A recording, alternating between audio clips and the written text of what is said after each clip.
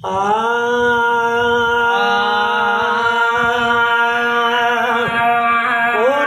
मारुन जी उकीर मूंखे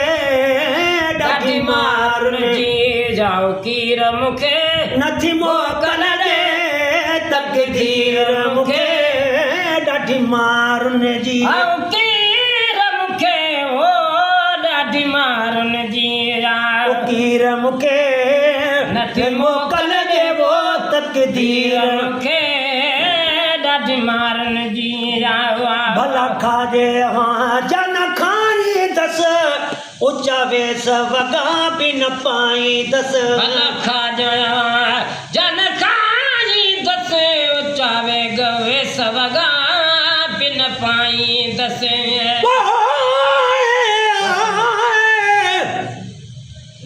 सारे मिया सूमरा पंज अबाणन जा माग ॾुथ अबाण ॾेह जा मूंखे से बाणा हिन साग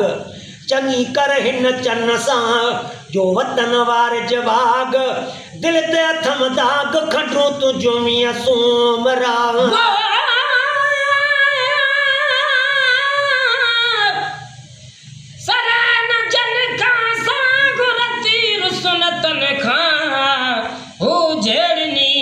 झकोती बांध गिचे में पवाए वनी उन्हनि खे परचाए मतर ठोई रजी वने भला खाजे वहाँ जन खाई दस वेस वगा भी न पाई दस नहीं लाख जिलो लजाई दस नहीं लाख जिलो लजाई दस खणकीन ॿुधा जो नज़ीर मूंखे ॾाढी मारुन जी ॾाढी मारुन जी अदाओ कीर मूंखे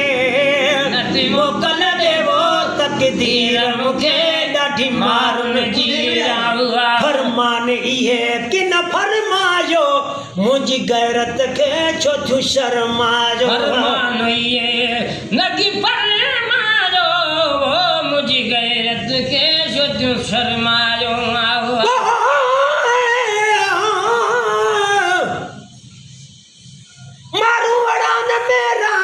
मुझे मारुन मेरा ही कपड़ा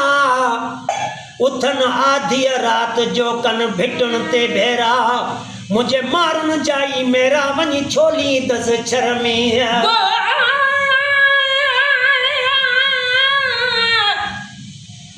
किस्मत के दुख जो न दुखे रोजे न कोट में हाले लिखेलो हजो हद लिखारियो ही परचे को न बवार जो जान जिसोए जी राजा राजी थी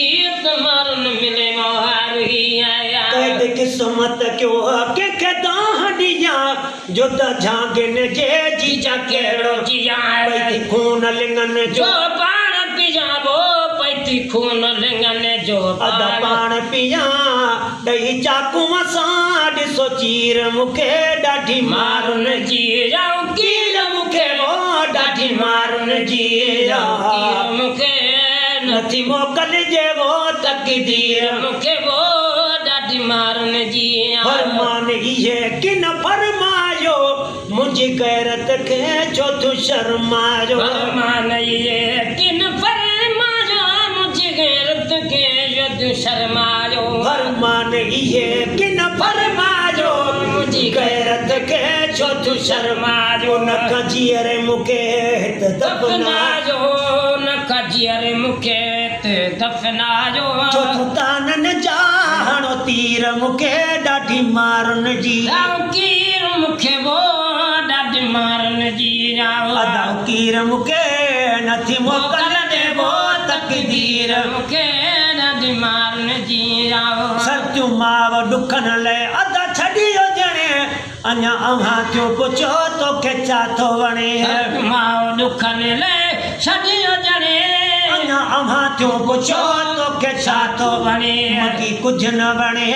रुगी हित थी वणे वो मूंखे कुझु न वणे रुगी हित थी वणे या मुल्क मलीर जी हीर मूंखे